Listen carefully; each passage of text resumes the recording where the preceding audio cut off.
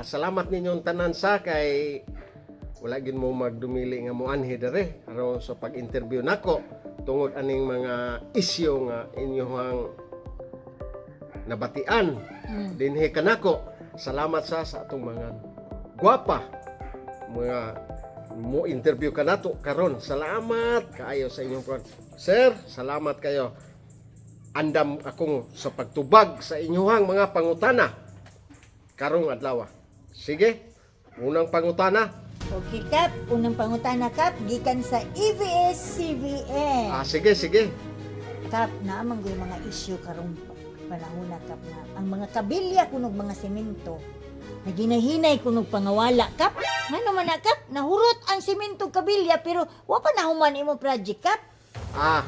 Ang una inyong pangutana is ang mga simento ug ang mga kabilya nangawala. Ang akong tubag ana naamanggoy kalamidad nga moabot. So ang akong gibuhat ane ang mga simento kay mga basa ra man na siya. Mga ano ng mga kabilya. Ako na lang Ano din ang kabilya, Kap? maano da tungod sa baha. Mo nang ako na lang gigamit ang simento ug ang kabilya dito sa amo ang balay. Harong mahuman ang ako ang balay. So, di masayang ang simento. What? Mindset ba? Ngano? Sayang kayo o mga wala, nga walay project. Bitaw po siya. Tanawa akong balay, di hapit-hapit na mahuman. Kana mo ikuan para makaingon ang mga tao nga nahuman na gyud ako ang balay. Maubaday ka. Mauna siya. Aron dili masayang. Dili masayang. Di okay kaayo na. Di ba? Ang kwarta sa gobyerno gigamit og insakto. Safety kay, Kap. Sipte. Kaduhang pangutana, kaduhang issue nimo, Kap. Ang mga bugas daw, Kap, wala daw nimo ihurot og pagpanghatag sa mga katawhan bisag daghan pang subla, Kap.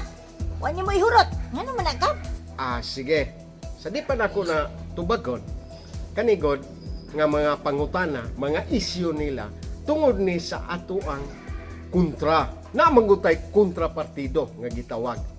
Mao nang gabutang-butang sila og mga isyo dinhi nako kay hapit na raba ang piniliay. Wala daw mahurot og hatag. Daghang pang subla, Kap. Sa tinuod lang, ang bugas tag 5 kilos akong gihatag sa usa ka panimalay. Nya, Kap, og daghan sila. One household 5 kilos. Nya ang isa ka sako 50 kilos man na siya. So ang 45 kilos anhin ako. Basta kay ang 5 kilos tuan nila paingon. Nya karon nahataga na ang 50 ka panimalay. Paghatag sa 50 ka panimalay, na may sobra nga 50 kasako. So ang 50 kasako, mga basa man siya. Kay magbagyo niya, mga basa.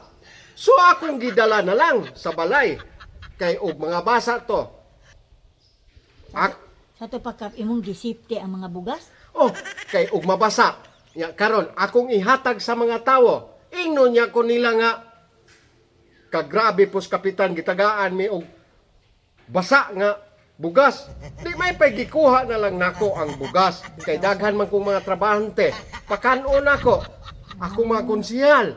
Siyempre, butante man to nako. Ako gitong tagaan silang bugas. Ang ilahang bugas dito, tag 25 kilos akong gihatag.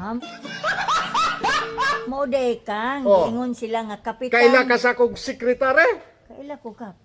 5 ka sa ako. Kay mo man to'y tigsulat sa mga ayuda. Safety first, day, Kap. Unsa man di ay. Kapitan Guapo nga. Kawata ay dili kawatan kaayo. Ginagmay lang siya. Kapitan nga Guapo pero dili kawatan kaayo. Mao na siya. Bitaw, Kap, unsa pa gyud ning issue among nadunggan, Kap, nga ibuha ko nung banks, Kap, mo kunoy makadala kunog hilas nimo, Kap. Siyempre, dinhi sa amo ang barangay, Di po napilit-pilit, Kap. ako ra gyud pinakagwapo nga kapitan. Dili gyud mo magmahay karon sa umulabot nga piniliay, ayaw gyud mo kalimot nako. Kap, Kapitan nga kawatan.